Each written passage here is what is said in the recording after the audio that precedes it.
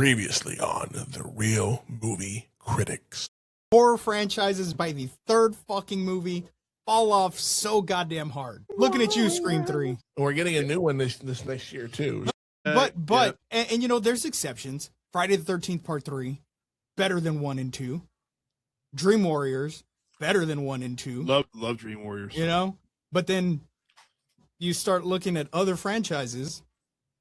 Tremors 3. Although Halloween 3, Halloween 3 is Halloween 3.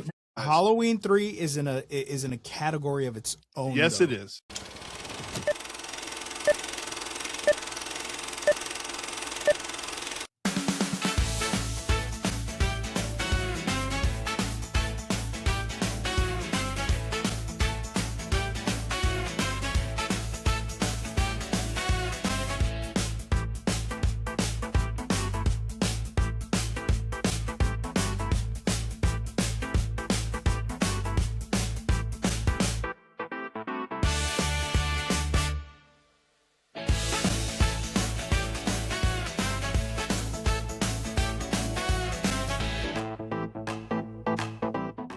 Hello, everyone, and welcome to a new episode of The Real Movie Critics, real reviews by real fans.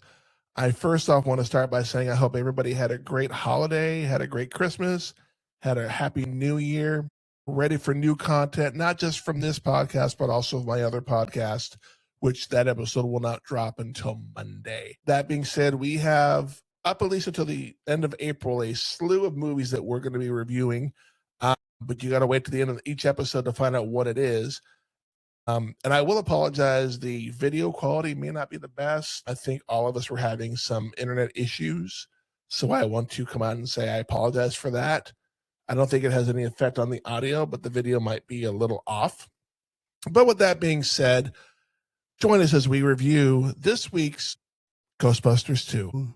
Ray Egon. The hell's wrong with you? That smile that he just does too, that No grin shit. that Egon does is the best. Hands down. If anybody got some ass, it was fucking Egon. Let's be real here. Egon got all the ass. I'm more interested in my epididymis. I love that line in that movie because you know what? I love the look on Venkman. Like he laughs it off like, wait, what the hell is that? What is that? And Egon just smiles and I'm like, yeah, you have no clue what I'm talking about. And if you couldn't tell what we're reviewing today, obviously, by the way, I'm dressed. We're And the reviewing way Star we Wars. started off the show. It's not Star Wars. It is hands down one of the greatest movies ever made. Not Ghostbusters 1, Ghostbusters 2. Now, with that being said, which premiered on June 16th, 1989, directed by Ivan Reitman. Our returning cast, Bill Murray back as Peter Venkman, Dan Aykroyd as Ray Stans, Harold Ramis as Egon, Ernie Hudson as Winston, Sigourney Weaver as Dana Barrett, Rick Moranis comes back as Louis Tully. Ooh, Annie Potts, she's hot. As Janine, we have Harris Yulin as the judge, Stephen Wexler, Kurt Fuller as the freaking mayor's aide, Jack Heidenmeyer. And we had a couple I didn't put the mayor because it didn't have in the cast. I forget his name. But There's a couple of cameos. Did you count? Which ones did you catch though? oh, hold, if you let me fucking finish, I'll get to the cameos. At 4. We have Brian Doyle Murray, who is Bill Murray's brother, as a psychiatrist. Mary Ellen Trainor, who you would know from Romancing the Stone, is the birthday party mom. Marin as the dock supervisor, never. And Bobby Brown as the mayor's doorman. There were 2 other ones, but I'll get to that in the fun facts. I was going to say there's 2 more. I know. Before we go any further, though, didn't you miss something at the beginning of this podcast? Did you forget to do something there, host? No, because I said I was going to do that at the very beginning on my own. Did you not listen to what I said? No, I didn't. Yeah. We don't listen to you half the time. I don't know if you know this or not. I know you try to steer the ship, El Capitano, but there's going to be a mutiny one day. That's all I'm saying. Nah, you can't control our awesomeness. All I see is freaking Scuba one day smack me in the face and going, "Look here, I'm the captain. Captain now." He knows I like to fuck with him, so go for it. Well, go fuck Anyway. yourself. Nothing. So, how old were you guys when this movie dropped? Because I can honestly remember the day I saw this movie in theater. I actually can I. remember majority of that month and a couple of weeks before in cinema. Sorry, I don't mean to do that. I actually do have a story about the day we saw it because I remember that day pretty vividly. We saw two movies that day. I don't know. I was 9 years old when they came out. Damn, you were old. I was 13. But you know what? That's great, man. This is 89, so I was only 7 when this movie came out. Sweet. And like I said, man, this is probably one of the only times that I remember actually going to the movies that just sticks out in my mind. Because a lot of times we would wait for the movies to come out on VHS. We would rent the VHS. Fair enough. My dad knew how much I love the Ghostbusters. We went to the theater to watch it. It was sold out. Oh, no. See, that's back in the time when you had to get them advanced. Yes, you had to get there early. But so the movie was sold out. I was so disappointed. But that day, because we even went a week after, but that day I got to see Batman, which was fine. Oh, nice. Which was fine. That's a fair trade, actually. The very next day is when I got to finally see Ghostbusters 2. Oh. And if you couldn't tell, I am a Ghostbusters. I'm a ghost head. That's all there is to say about it. I got my brand new Ghostbusters 2 hoodie that I bought for myself for Christmas. Sweet. You know, I came prepared with the Ghost logo. Nice. Logo. Got my little marshmallow man up there, up in the top right there. Got my Slimer. Got my proton packs on the wall. Can't see them, but I got all my stuff put away. But yeah, I've always been a fan of these movies. They're pretty impressive. I actually do have a very vivid memory of the old man taking me to go watch Ghostbusters when I was 4 years old. It's one of my earliest and greatest memories, right up there with watching Return of the Jedi when I was 3 years old. Nice. However, the day that we saw this movie, and I wonder how much of this he remembers, we went to break. It was me, mom, him, and I want to say Ben was with us too. I want to say back then she took all of us everywhere. So yeah, unfortunately, she took him too. Shut up. We went to Chico's, which is now known as Eddie's, to get tacos. Which back then, I remember this because back then I always associated chorizo and egg tacos with that location because that's the first time I ever had one. Fair. And that's the only taco I ever knew about. And it was not too far where we lived too. No, it wasn't. It was right down the street on Costores. Good call. But here's the thing. We didn't get up that day to go watch Ghostbusters. No. We went to go watch I'm Batman. Yeah. As a dollar theater, right? The dollar theater. Yeah. Right? No, it wasn't dollar. Dollar wasn't out yet. I mean, it probably was, but we saw it first run, as I recall. See, I saw it at the theater in at 5 Points. I forget what I think it was called Silver Dollar Cinemas or some shit like that. I don't remember something. I always forget. Yeah. But yeah, that's where I saw it. And dude, finally, when I got to see it, I was so excited. I've always been a huge Ghostbusters fan. Charlie now is a Ghostbusters fan. She watches, the real Ghostbusters cartoon. I put it on for her. She loves the Ghostbusters. We'll be driving in the car. She's like, Ghostbusters? So I have to put the theme song on for her. Like, this is like an everyday thing for this child. And it's great because none of my other kids are really into it or never really were into it the way Charlie's taking to it. And granted, she's still young. She may grow out of it. But, right now, I have my little rookie. That's all I can ask for. Yeah, that's all you can ask for. Yeah. And then after we saw Batman, Mom just suggested on the fly, hey, Ghostbusters 2 is out. Let's go check that out. So we did an impromptu double feature. Like I said, I don't know how much of that he remembers, but I'll never forget that day. Yeah, I do remember that actually. That was a great day. That was, I do. I mean, bits and pieces here and there. Well, because I do remember when the original one came out, all y'all went except for me. I apparently pissed Mom off so bad that she left me at home. So I didn't in the first run. That's weird though, because I remember Dad took me to watch it and only me. It was just me and him. No, Mom was taking everybody except for me. Not this particular time. It was just me and the old man. I remember that. Mom was at home. Maybe I pissed Dad off. So to this day, I've never gotten confirmation as to why it was just me and him. He doesn't remember anything, and the mom's not around anymore. So there you go. So that's a good memory too. But fun facts about this movie, and there was quite a few fun facts compared to the last couple movies we've done. First off, Wilhelm von Homburg, who played Vigo. He played Vigo, but like David Prowse, he was dubbed by a different Star Wars actor. Do we know who that actor was? Ming the Powerful. Okay, Max Van Sydow. His name is not Ming. No. Yeah, Max Van Sydow. The 5-year gap between 1 and 2 was due to Murray taking a hiatus and feuds with studio heads. So Bill Murray had a little bit of an attitude, kind of like a Chevy Chase thing going on too. Well, he's always been like that when it comes to the franchise. He was always one. He's the reason that Ghostbusters 3, the initial script for it, was never made. He didn't want to do it. And I feel like, while Afterlife and Frozen Empire, they were decent, but I feel like if we would have gotten the 3 that we deserved, yeah, it would have been epic, because it was supposed to be Ghostbusters in hell. Which is crazy. Yeah. In the original, we see Slimer like a couple of shots here and there, but he has more screen time and more of a starring role in this particular movie. Do you know why? Because of the cartoon. Well, that's actually in my fun facts. We get to that. Despite this movie taking place around Christmas, New Year's Eve, you will notice the lack of holiday decor in New York City. Suck it, Die Hard. That doesn't prove anything. Ivan Reitman's kids cameo in this movie, with his son telling Ray and Winston that they are full of crap, and the daughter is the young girl that Egon gives the puppy to. Yep. Let's see what happens when we take away the puppy. And finally, because of the popularity of the Real Ghostbusters cartoon, Reitman, Aykroyd, and Ramis decided to tone down the adult innuendo and behaviors that we saw in the previous movie.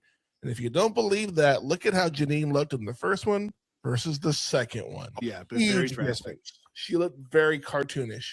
Yeah, they tried to make her more like her cartoon counterpart. Yeah. And I feel like it works. You know what I mean? For all intents and purposes, this is the more kid-friendly Ghostbusters, I would say.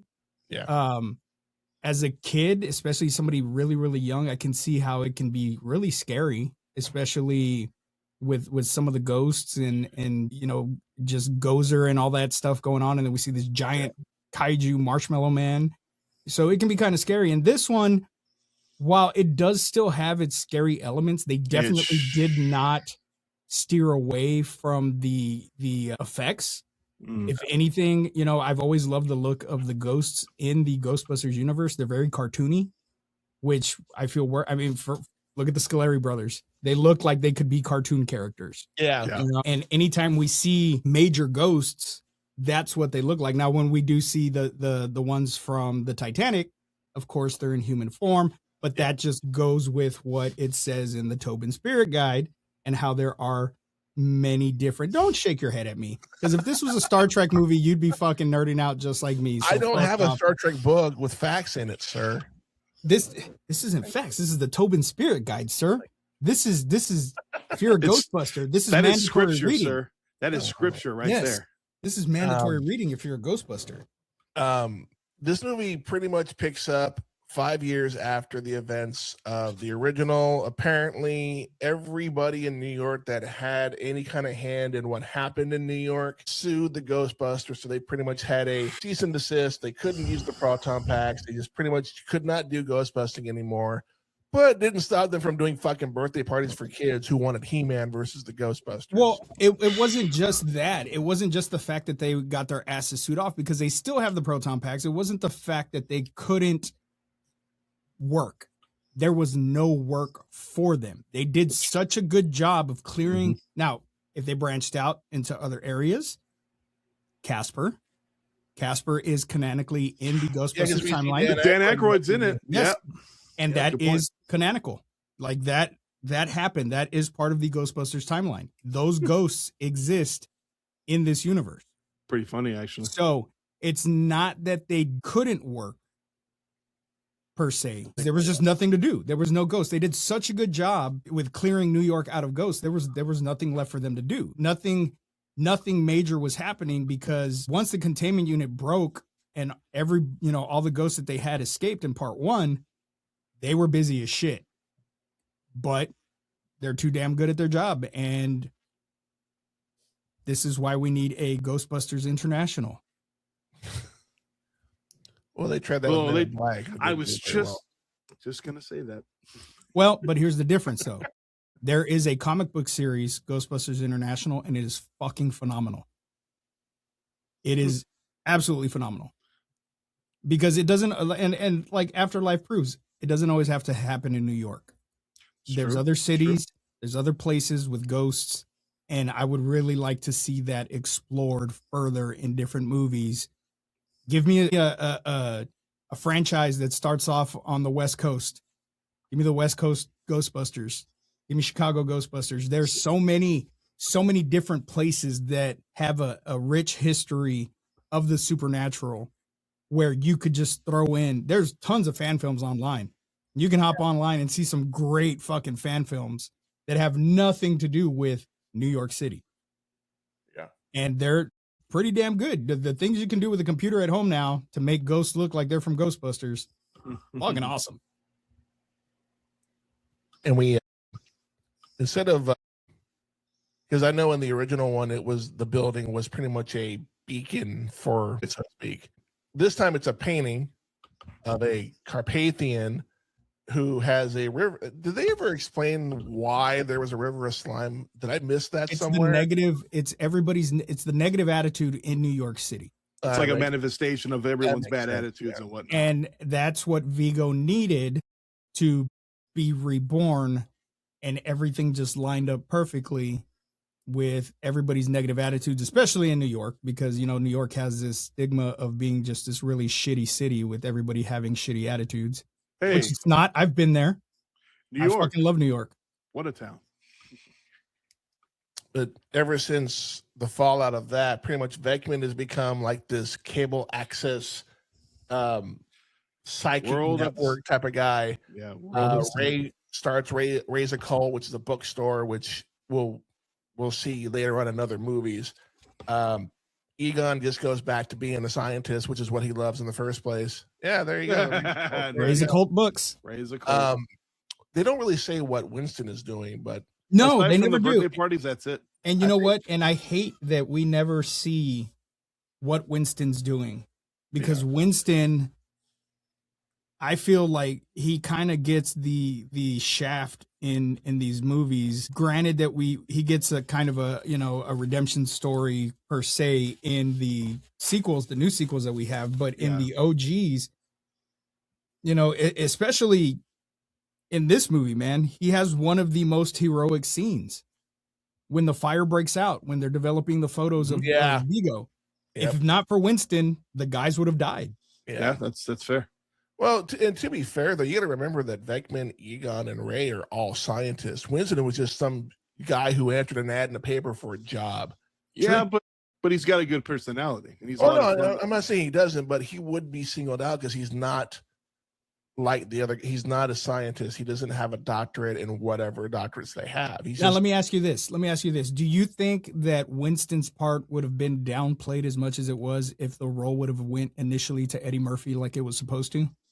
Or do you think he would have had a bigger role? Probably not, because he was a much more established star at the time. But at least Winston gets more screen time in this movie than he did in the first one, because he only appeared from the halfway point in the first one and then on. But then in this one, he's there, but he's not even part of the courtroom sequence. He's there in the beginning. Oh, he's there, but he's not being tried. Well, he's not being tried because he's not with the guys, but he is in the courtroom. Yeah, he is. I think with that, I think Eddie Murphy and Bill Murray's egos would have clashed in the second one to the point. And let's be real, though, that part of Peter Venkman was not written for Bill Murray. It was written for John Belushi. Oh, yeah. That was number one in Aykroyd's mind. I'm writing this for Belushi, and when he passed, well, shit, let's give it to Bill. See, and I love Bill Murray as Peter Venkman. He's spot on. I love it. But I think with two, or actually in this case, 3 SNL alum on there, 2 of them on the screen, or 3 of them on the screen, I don't think it would have worked. I think a lot of it would have shifted towards Eddie Murphy, and I don't think the movie would have been as good. I think he would have taken a lot of the screen time because he was the new hot thing in Hollywood at the time. Another part of the multiverse. They know. You know what? I want to see that version, to be honest with you. I really do. Well, he was supposed to be in Star Trek too, or not Star Trek 2, but in one of the Star Trek movies, but that didn't happen as well. I think it was 4 or 5. I forget which one. But, and the world just kind of forgotten about them at this point. Like, oh yeah, you're a Ghostbuster. Yeah, you're full of crap. You're full of shit. It's a laser show. And it takes pretty much Dana Barrett, who is little baby Oscar, named after a hot dog. He gets taken away on the cart, and then of course she immediately goes to Egon, and Egon calls in Ray, and then the one thing she asks is, "Don't tell Venkman." Yeah, it's like, "Don't tell Peter." Oh, I won't tell him. But yet you'll notice when she's talking about Venkman in front of Egon, Egon has a little scanner, and he just. Well, yeah, especially when he's like, "No, he doesn't ask about you." That's when he scans her because he wants to check her emotions, because that's what the whole experiment is about that he's doing is emotions and stuff. And so always a scientist. Yep. Yeah. It never stops for a second. You mean you didn't have a slinky? Had part of a slinky. Had part of a slinky. They straightened it. And they figure out there's some sort of like pink goo, and I don't know. I'll let y'all talk about it because y'all probably seen this movie way more times than I have. You know what, dude? I always was fascinated with the River of Slime. I don't know if it's just the look, the color, the idea, something about it. Oh, I mean, that was one of my favorite things from this movie. So with you saying that, not to cut you off, with you saying that, if you ever want to go to sleep and rest peacefully, they do now have, I think it's like 12 hours long. It's the River of Slime. And it just it's like ambient noise. Oh my God. Yeah. Wow. It's fucking awesome. It's fucking awesome. Yeah. Does it come out and try to bite you halfway through? Like, it does not. Not yet. No. Give it time. Give it time. But so this River of Slime is essentially, like I said, the manifestation of everybody's negative attitudes in New York City. Mm-hmm. And so it's charged with negativity, but then the guys find out that, hey, if you give it positive reinforcement, it also does good things. Yeah. Mm-hmm. And they got to play with it a little bit. They play with it. We sing to it. We talk to it. Say caring and nurturing things to it. They sleep with it. Slept with it. It's always the quiet ones. You hound. And that is one thing, because, you know, watching this movie as a kid, I was so happy with what I got. When I got older, I started recognizing that, okay, this is not a perfect movie by any means. It's kind of a rehashing of the same notes of the original film. But here's the thing. I still love the camaraderie and just everything that's going on with those four guys when they're all in the same place reacting to each other. It is really fun to watch. They play off each other so fucking well. I mean, and we have great side characters in here too, with Dana, you know, reprising her, or Sigourney Weaver reprising her role as Dana. We have Janine, and now we're introduced to Lewis again, but this time he's their accountant / lawyer. You know, not a good one. He got it from, you know, he graduated from night school. He's an accountant lawyer. He's not a law lawyer. Yeah, but you know, it's they got arrested at night, so it's fine. I got my law degree in night school. That is one of my favorite scenes, is the courtroom where he's trying to talk to Bill Murray, and Your Honor, he's leading the witness. Shouldn't it be leading the lawyer? Yeah, that's exactly what it was. Yeah, technically that's what it was. But no, and so I know we jumped ahead a bit, but we see this huge river of slime. The guys get arrested. Winston's not part of it because, of course, he wasn't there. But we do see him sitting in the front row of the courtroom. Where he goes when all this shit pops off, I don't know. You know what? Maybe that bothers me. That's a valid point. It does. But there's only 3 proton packs. True. So maybe he was helping get people out. You know what I mean? So that the guys could, you know, safely clear the area. That's what I always put in my mind, is that he's doing heroic things off screen. Yeah. He could have been the one that used the trap. Just saying, they could have done that. He did. Where he was like, "Hey guys, here." Bam. Yeah. That way you get all 4 of them working together right from the get-go. And so we actually get to see the slime get negatively charged with the judge, because the judge is just a dick. Doesn't believe in ghosts, doesn't believe in anything, and basically just starts berating the Ghostbusters. And they're trying to warn him that the slime's bubbling over. How nobody else in that courtroom notices that this slime is bubbling is beyond me. But then we get the first look of the Scoleri brothers, which I think are 2 of the most awesome looking ghosts in the Ghostbusters universe. They're absolutely fucking terrifying. They're still attached to their damn electric chairs that they were killed in. That is so funny. And they just start creating havoc. You know, Lewis saves the day by, you know, telling them that they're still under their judicial restrangement order. And they'll be exposing themselves. And you don't want us exposing ourselves. And so the judge, finds them not guilty. They bust the ghost and all that stuff. Yeah. And that's when we get the do, re, Egon. And Egon does that stupid little grin. They capture the ghost. And we get one of the coldest lines in Ghostbusters. 2 in the box. Ready to go. We be fast and they be slow. I do love when the which is actually it's actually the name of the PKE meter and the ghost trap was the 2 in the box set. No way. And it came in a giant case that says, warning, this and that. And it was really cool. It was really cool. One of my favorite scene or moments in the movie is when the Scoleri brothers are out. They're doing their thing. They're just like, oh my God, the Scoleri brothers. What do? They both combine and fucking go right to the judge and fucking blow up the bench. And he is quick to crawl out and going, oh shit, they're trying to kill me. Like, friends of yours? No, man, I tried him for murder and gave him the chair. How funny is it that the first ghosts we see are actually, he actually knows who they are. I find that very, very funny. That can't be a coincidence. But that's because he was the one who negatively charged the slime. Oh, that makes sense. So it's a personal connection. Yep. Nice. Okay. They should explore something like that further down the road. That would have been interesting. But we start to see, we're back, and we see them, a little montage of them catching ghosts, breaking glass in a jewelry store, all this other great shit. A fucking bathtub tries to eat Dana. She's giving a bath to Oscar. So she runs over to Peter's house. Oh my God, I don't know where to go. And they send freaking Egon and Ray over to check it out. All they find is residue of the pink slime that was in the tub. And Peter goes to go visit Dana at her job.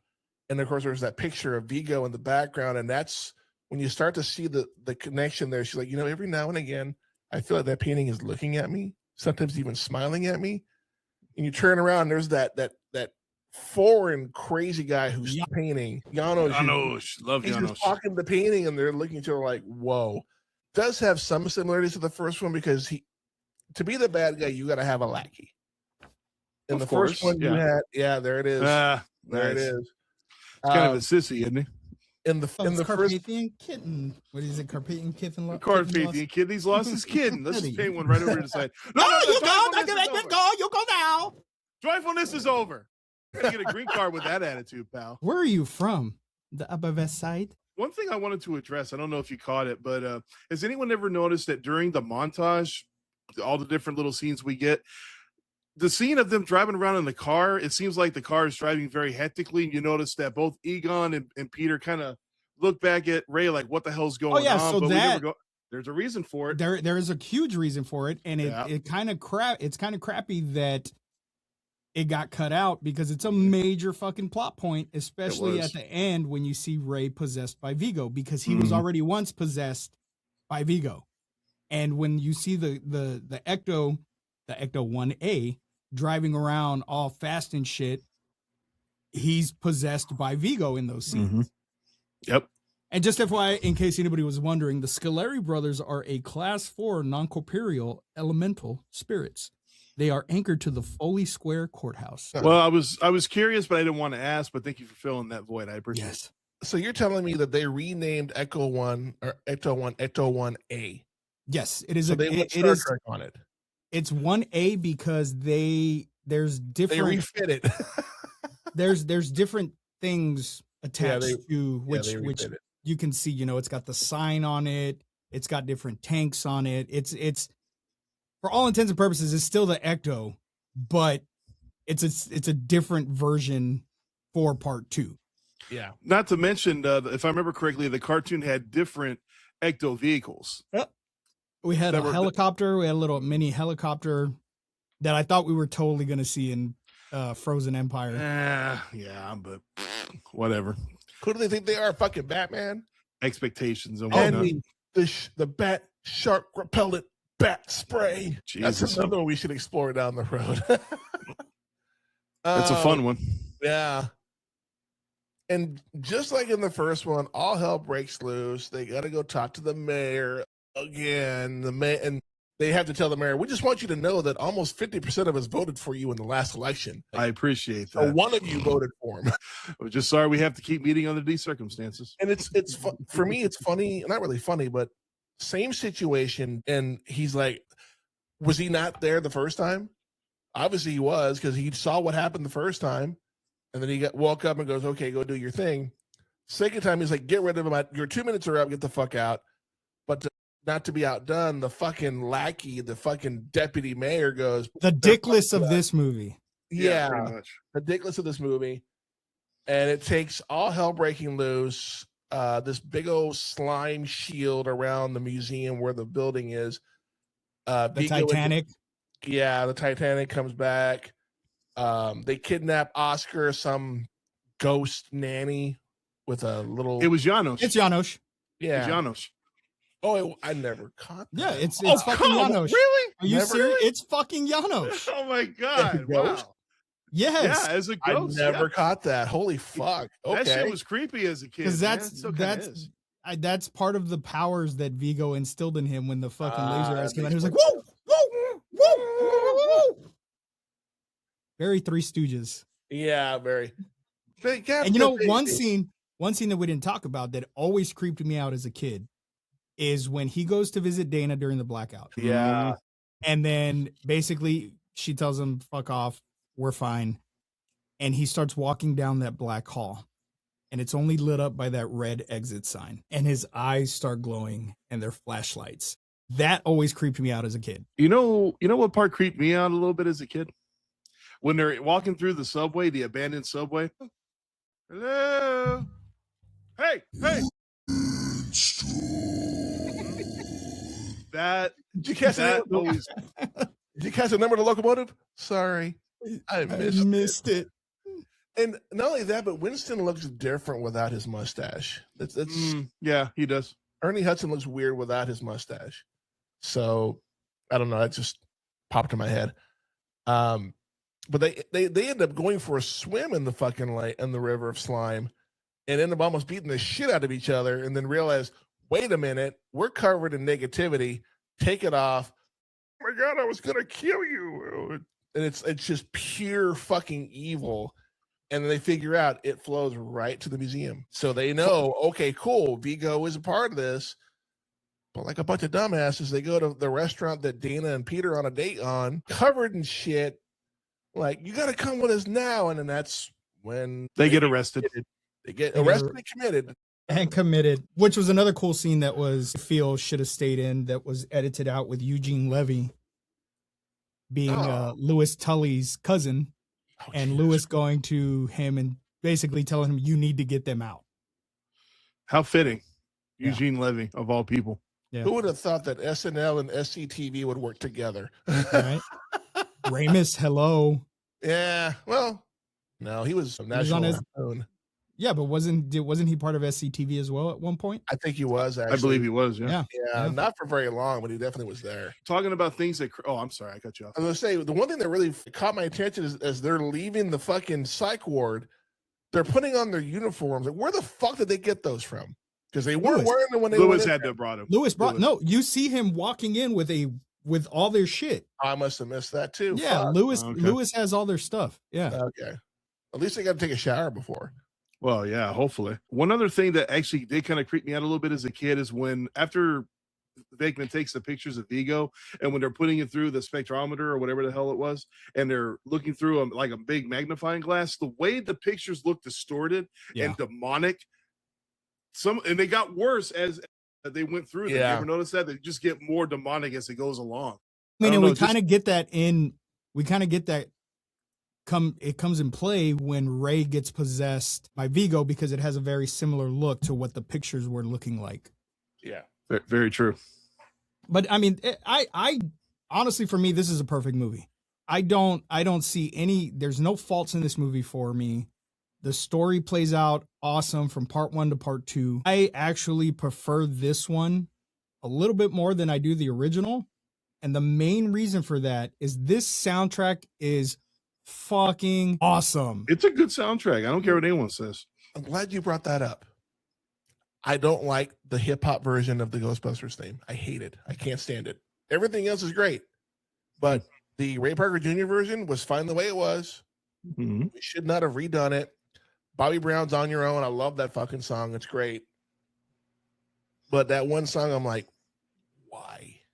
Actually, I never had a problem with that song. No, and it only plays during the movie and the credits. They didn't utilize it during like the opening or end credits, which I think is fitting because that would have been insulting. I think. I guess I'm a traditionalist. I like the Elmer Bernstein version of the soundtrack from the first one. It's very classical. It's very kind of slapstick, kind of Three Stooges, kind of, you know.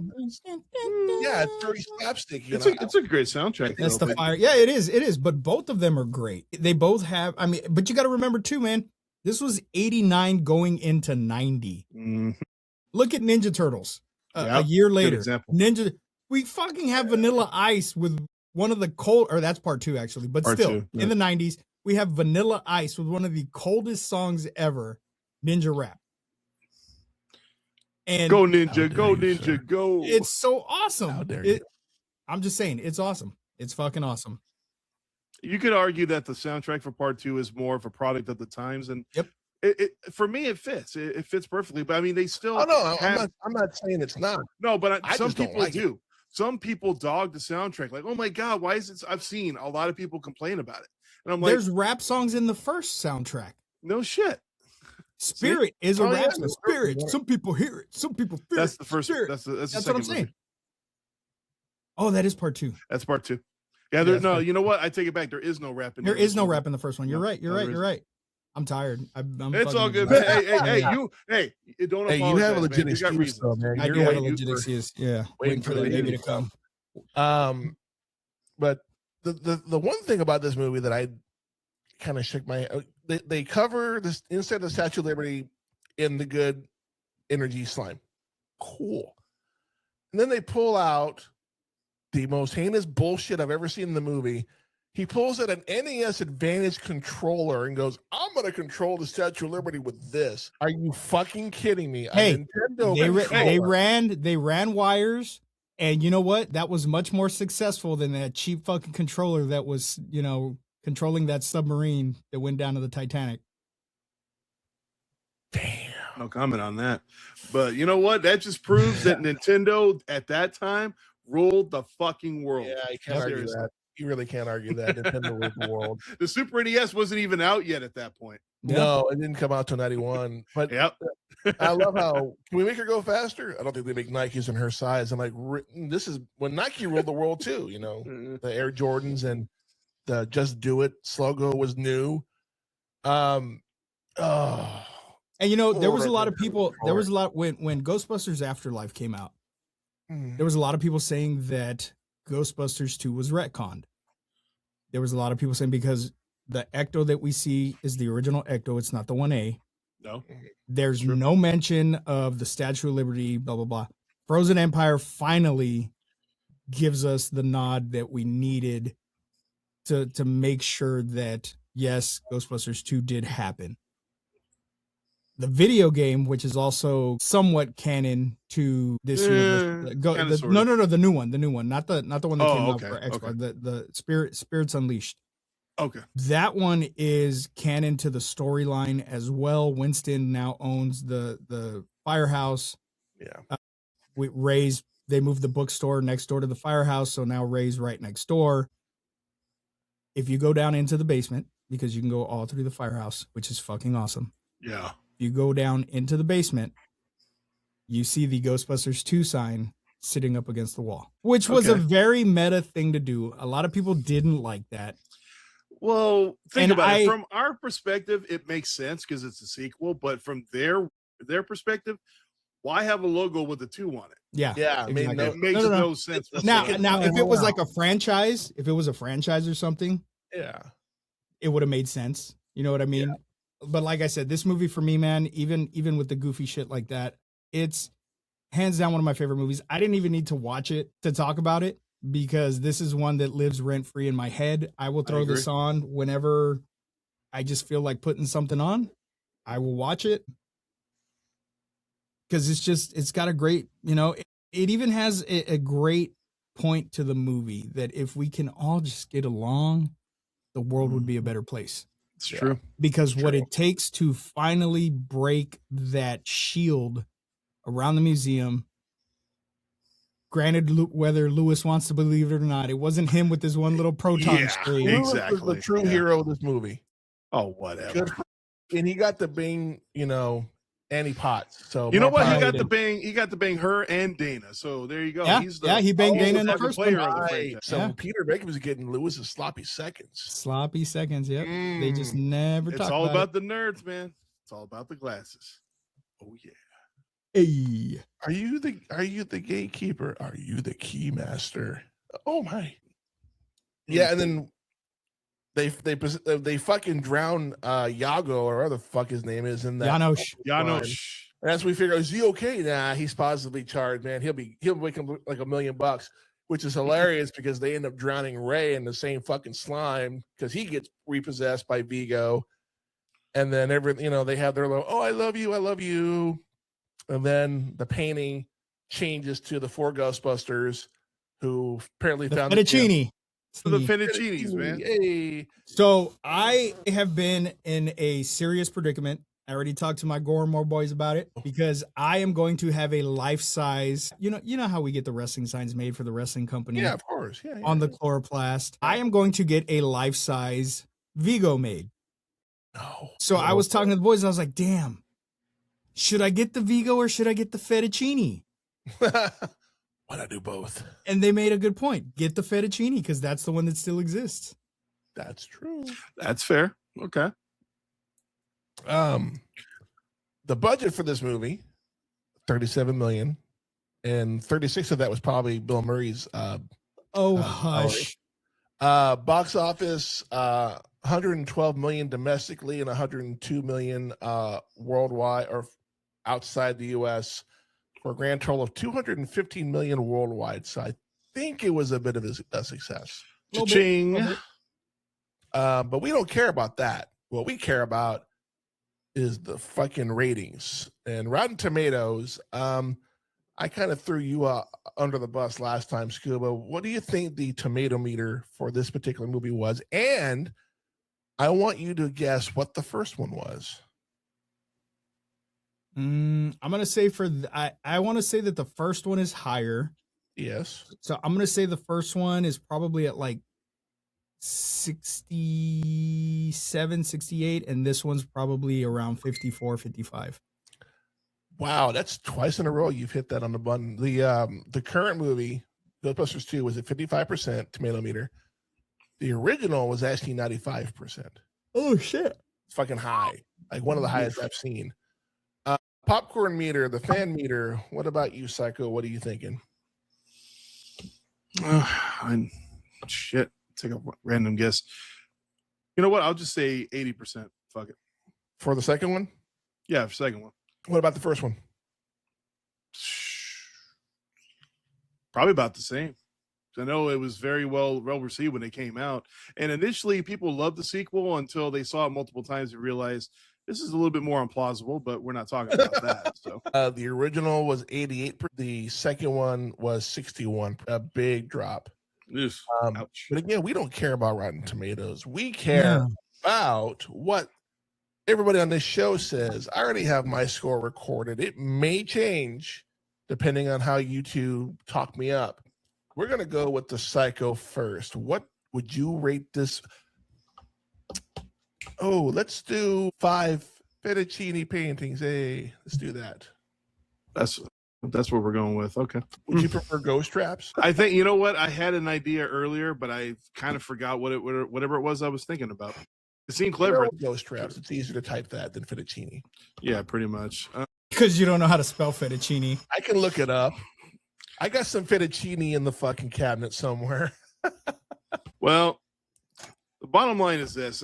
I have heard a lot of the criticisms about this movie over the years, especially with the Nostalgia Critics episode. He does go into very well detail as to how much better this movie could have been, especially the idea that we could have had Dana as a fucking Ghostbuster. And it was such, I wanted her as a Ghostbuster. No. Yeah, I would have loved to have seen that. I really would have loved it. But aside from a couple of reservations about the movie, it still hits for me. It's still a fun watch.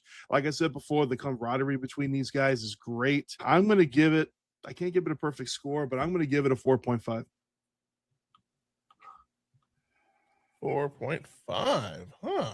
I still enjoy, and after watch, again, like he said, I didn't have to watch it. I got this movie memorized about as much as I do the Star Wars trilogy, but I watched it anyway. And you know what? Nerd.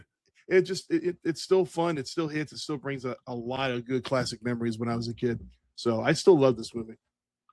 All right, Scuba. Now that you've got your I was analyzing the bullshit that was just coming out of his mouth right now.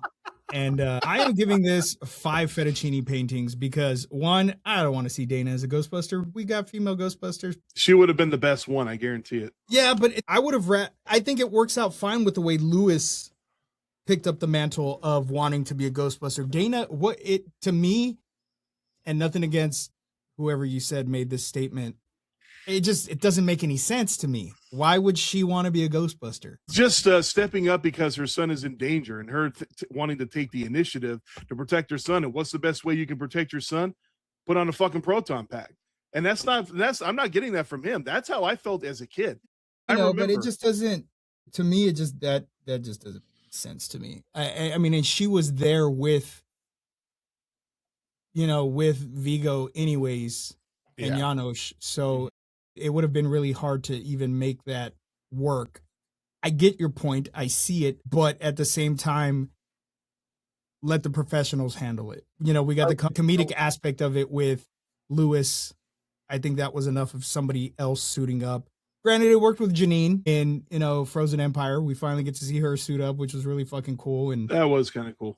But that's a nod to the comic or to the cartoon as well. So, that I was okay with. I'm giving this a fucking 5. I don't see anything wrong with this movie. It's got nostalgic purposes for me. It sits there on my mind. Like I said, I didn't even need to watch it. I can sit there and talk about this movie 24. You could go on for another hour and I could still talk about it and not be bored talking about this movie. Now, if Dana had been a Ghostbuster, it wouldn't have worked if she didn't say, "Get your hands off my kid, you bitch." If she didn't say that, it didn't fucking work. Bottom line. Next opportunity. Yeah, exactly. Now, I am not a big fan of the whole paranormal. Scuba knows this. I poke at him all the time, and it's just just friendly ribbing. But but this is a fun movie to watch. It's one of those things. If it was, however, this movie doesn't have the same nostalgia feel that y'all have for it. I like this movie. It's a great flick. I do like to watch it from time to time. But that NES Advantage controller kills it for me every time. I am going to give this movie a 4. So what was that you were saying about bullshit coming out of someone's mouth? Yeah, that's why the meter just went up. Yeah. Nice to know the meter works. It's crazy. I'm going to be busy next episode. It's fucking weird. Wow. What a kid. But that will give this particular movie an overall score of a 4.5. So nah, it's 5. No, it's a 4. I did the math already. Don't be doing that Rob Stout math over there. That's why, look, I'm sticking with the Gormore score. Gormore gave it a 5. I'm sticking with that 5. Fine. No, and there is no wrong answers here unless your name is Psycho Nerd. There is no wrong answers unless you gave it a fucking 4. Be thankful I didn't lower it to a 3.5. I would have left the fucking stream. Good fucking luck. And see you later, bitch. And now, because he has such a hard on, I just wanted to make sure you mentioned it before it was over. That's all. Just trying to help you out. 2 cameos that I missed. Waiting on you. Oh, you want me to tell you? Oh, okay. How about Ben Stein? How about that? Come on. Okay. Yeah, Ben Stein. There's a shell thing around the museum thing of art. We can't make a dent. Have you tried dynamite? And who was the other technically speaking, the other one is the guy he was talking about. We got meter maids chasing ghosts all over Midtown. He was the captain in Rush Hour. Yeah. Okay. That was the other cameo. And now, boys, for the most important part of the show. Are you psychic? No shit. Probably not. He gets to go first. Square. No, he didn't ask what you are. He asked what's on the card. What's on the card, Zodiac? I'm gonna say a star. Both wrong. I almost had a couple of wavy lines too. One more. Keep going. Plus sign. Triangle. Wrong. He changed it. No, I didn't. Okay, there we go. Triangle. Psycho. Plus sign. Psycho. Oh! You got it right. Answer, he cheated. That one's got to be a circle. Because there's only 6 cards. Sure, circle. Why not? Damn. 2 in a row, baby. Of elimination. Good job. Good job. Pretty much. Oh, fuck. What was the other one? Square. We didn't see the triangle yet, did we? No, we didn't. Or did we? Yet. Yeah, you're going right. with triangle. Triangle. Or it's a square. There may be only 6 cards, but I'm a cheater. Oh, you dirty dick motherfucker. Fuck your process of elimination. You're not psychic. Note, Psycho. I can't shock you, so that was your shocking. Psycho, promote your shit. Before I do that, one other line I want to mention from the movie that I absolutely love. You know, I'm a voter. Aren't you supposed to lie to me and kiss my butt? Anyway, true.